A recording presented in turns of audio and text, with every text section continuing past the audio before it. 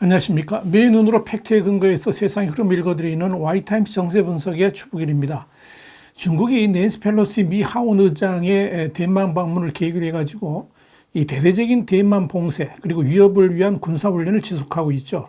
자, 이런 가운데 미국이 인도하고 함께 중국과의 국경 코앞에서 이 대대적인 군사훈련을 실시하기로 해서 주목을 끌고 있습니다. CNN은 지난 8월 6일 미 육군이 오는 10월 18일부터 31일까지 이 중국과 인도 간의 국경 분쟁 지역에서 인도 육군과 합동 군사훈련을 하기로 했다. 이렇게 보도를 했습니다.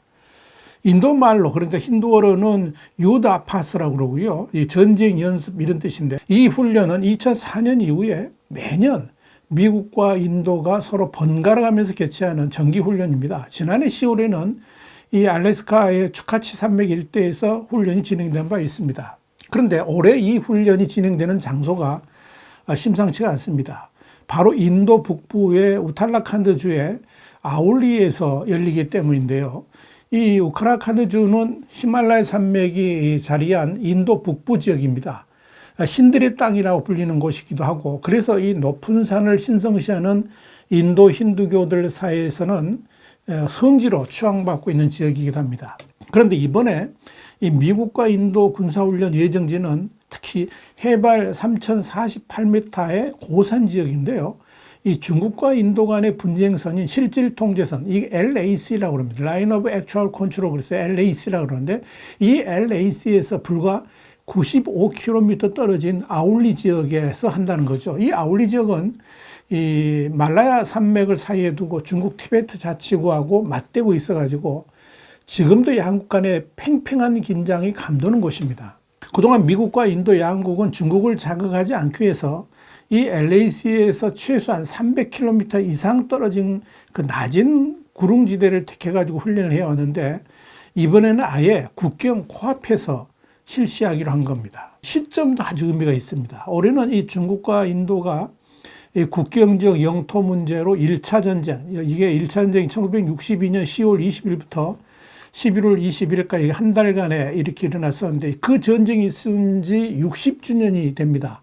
중국은 1962년 10월 20일 인민해방군 세계사단을 동원해가지고 인도 북동부의 히말라야 산맥에 위치한 아루나찰프라데시주를 침공했었습니다. 그런데 이 전투에서 중국은 인도에게 치욕을 안겨다 줬습니다.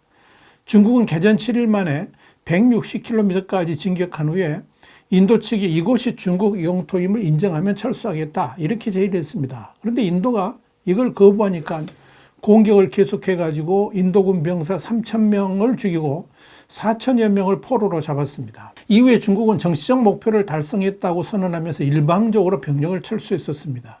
자, 중국이 전쟁을 벌인 이유는 영국과 티베트가 1914년 3월에 합의했던 심나 조약에 따라서 그어진 이른바 맥마운 라인 때문에 그런 겁니다. 여기서 심나 조약이란 게 뭐냐면 영국과 티베트가 서로의 영토를 구분하는 경계선을 확정한 내용을 말하는 것입니다. 1912년에 청나라가 멸망하고 중화민국이 건국되면서 1913년 티베트가 독립을 선언하게 됩니다. 이때 당시에 인도를 식민 통치하고 있던 영국과 중화민국 사이에서 이 독립 티베트의 국경 관련 회의를 하게 됩니다. 1914년 봄입니다. 그걸 이제 인도 총독부의 여름 행정 수도였던 심라에서 열었고, 삼국 간의 국경 조약을 체결했던 겁니다. 그것이 바로 심나 조약입니다. 그런데 중국은 이 국경선이 식민지 시대에 맺은 불평등 조약이라고 그러면서 인정하지 않고 있는 반면에 영국 식민지배에서 독립한 인도는 이 조약이 유효하다는 입장을 보이고 있습니다. 특히 중국은 1950년 다시 티베트를 합병한 다음에 심나 조약을 인정할 수 없다 그러면서 인도에 대해서 이 아루나찰프라데시 9만 제곱킬로미터를 내놓으라, 이렇게 요구를 했습니다만 인도가 그런 요구를 받아들이질 않았죠. 그 후에 지금까지도 이 국경선을 확정하지 못한 채 이 3,488km에 달하는 LAC를 사실상의 국경선으로 삼고 있는 겁니다. 그런데 이렇게 양국이 민감하게 반응할 수 있는 그 지역에서 인도군이 미군과 군사훈련을 한다는 것은 앞으로 결코 중국에게 또다시 당하지 않겠다 하는 그런 의지를 보여주는 것이고, 미국 입장에서는 인도가 공격당할 경우에는 반드시 지원하겠다, 이런 경고를 중국에 보내는 것이다, 이렇게 정리할 수가 있을 겁니다. 근데 여기서 또 하나 되짚어 봐야 될 게 있는데요. 이 대만 문제로 미중 간에 날카로운 신경전을 벌이고 있는 가운데 미국과 인도가 이 중국이 민감하게 받아들일 수 있는 지역에서 군사훈련을 하는 목적이 뭐냐 하는 겁니다. 사실 중국이 부지불식간에 대만을 점령하는 공격을 할 수도 있다, 이런 인식이 러시아의 우크라이나 전쟁 때문에 더욱 강화됐죠. 미국이 두 개의 전장에서 전쟁을 수행하기 곤란할 것이기 때문에 중국의 대만 공격도 쉬워질 수 있다, 이런 판단이었죠. 그런데 의외로 미국은 우크라이나전에 직접 파병을 하지 않았습니다. 단순히 무기만 지원해주고 있을 뿐이죠. 그래서 중국의 대만 침공 가능성도 순식간에 사라져버린 겁니다. 그런데 이번에는 미국이 역으로 인도 카드를 들어서 중국을 흔들고 있는 겁니다. 만약 중국이 대만을 침공할 경우에 인도 카드로 중국이 두 개의 전장 상황을 만날 수도 있다라고 경고하고 있는 겁니다. 이 팡카지자 인도 진달 국제대학교 교수는 미국의 의도는 중국이 대만에 압력을 가하면 중국을 견제할 수 있는 제2의 전선이 있다는 사실을 보여주는 것이다, 그러면서 중국은 이번 훈련을 상당히 우려할 수밖에 없을 것이다, 이렇게 지적을 했습니다. 태블릿메이드한 미국 브루킹스 연구소 선임연구원도 이번 훈련은 중국과 인도의 전쟁 60주년을 앞두고 미국이 인도를 지원하겠다는 의지를 보이기 위한 것이다, 이렇게 분석을 했습니다. 이 중화권 평론가들도 미국이 이런 전략을 춘추 전국시대의 고사성어인 위위 구조, 이 위 구조에 비유를 해서 설명합니다. 여기서 위위 구조란 게 뭐냐면 강성한 적하고 직접 맞부딪히지 않고 적의 약점을 찔러서 간접적으로 목적을 달성하는 것을 말하는 겁니다. 기원전 354년에 위나라 장군 방연이 대군을 이끌고 조나라를 침공해서 수도인 한단을 포위했을 때 일어난 사건을 비유한 겁니다. 당시 조나라 임금이 제 나라에 지원을 요청을 했습니다. 이때 지원군 군사로 따라간 병법과 선비는 직접 이 조나라를 도우러 가지 않고 정예군이 모두 조나라에 투입돼 가지고 허약한 위나라의 수도 대량을 공략하도록 합니다. 제나라가 위나라를 침공한다는 소식에 방해는 결국 포위를 풀고 귀국길에 오를 수밖에 없었던 겁니다. 수도가 위험하기 때문에 그런 거죠. 이후에 방해는 손빈의 매복 계략에 밀려서 대패를 하고 전사하게 됩니다. 손빈은 이 손자병법으로 유명한 손무의 후손이니까 미국이 손자병법의 전략으로 중국의 대만 공세에 대응하는 셈이 된 겁니다. 이 미군과 인도군의 10월 합동 군사훈련은 또한 비슷한 시기에 열리는 중국 공산당의 20차 전국 대표대회, 그러니까 당대회도 겨냥한 것으로 보입니다. 이번 20차 당대회에서 시진핑 주석이 공산당 총석이 3년임을 확정하는 이 사실상의 대관식이 열리게 되는데, 이 주인공인 시진핑 주석 입장에서는 뒤통수가 신경 쓰일 수밖에 없을 겁니다. 베이다이어 회의 기간 중에는 낸시 펠로시 하원 의장이 대만을 방문해서 시진핑을 노심초사하게 만들었다면 황제 대관식에 또 시진핑의 심기를 거스르는 그런 일, 그러면서 이 중국 지도부를 흔들게 되는 일이 벌어진다 하는 그런 이야기입니다.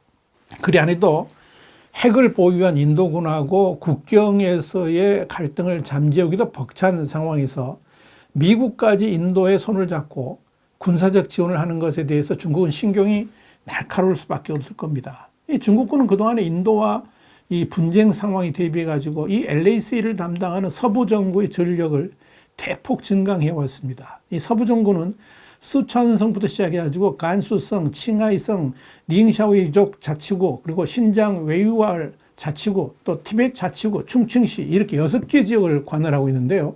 인도와의 국경 지역을 맡고 있죠. 최근에는 여기에다가 아프가니스탄 테러 조직의 유입도 차단하는 임무까지 수행하고 있습니다. 자, 서부 정부가 중국군 5대 정부 중에서 가장 광범위한 지역을 담당하고 있는 셈입니다. 중국군은 특히 이 인도하고의 국경 분쟁에 대비를 해가지고 지난해부터 인도와의 그 LAC 100km 이내 지역의 병력을 대폭 증강하고 있습니다. 그리고 신형 장거리 다연장 로켓인 MLRS를 포함해가지고 이 각종 공격용 미사일, 또 대공 요격 미사일, 탱크, 전투기와 폭격기를 배치하는, 그렇게 해가지고 전방위로 전력을 크게 보강하고 있습니다. 또한 지난 8월 17일에는 히말라야 지역에서 최신의 HQ-17A 지대공 미사일 시험 발사를 실시하면서 군사력을 과시하기도 했습니다. 인도하고의 분쟁에 철저하게 대비하고 있는 모양새입니다. 이 중국 인민해방군의 군사력 강화에 맞서가지고 인도군 역시 산악부대 같은 병력 5만 명을 추가 배치했고, 각종 미사일과 자주포, 전투기 등을 투입하면서 전투력을 강화하고 있습니다. 또한 인도군은 중국과의 국경 인근에 러시아제 첨단 방공 미사일인 S-400 5개 포대를 배치할 예정입니다.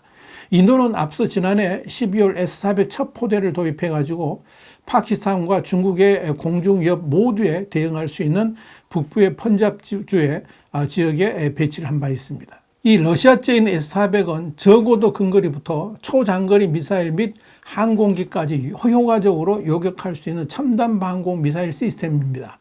지난 2018년 10월에 러시아하고 이 S-400 5개 포대를 도입하는 계약을 체결한 바 있습니다. 자, 인도는 그러면서 대만과도 깊은 유대 관계를 형성해 가고 있습니다. 이 역시 중국 견제의 성격이 강합니다. 지난해 10월에는 대만의 국경제를 축하하는 현수막을 인도 뉴델리 시내 전역에 내걸기도 했죠.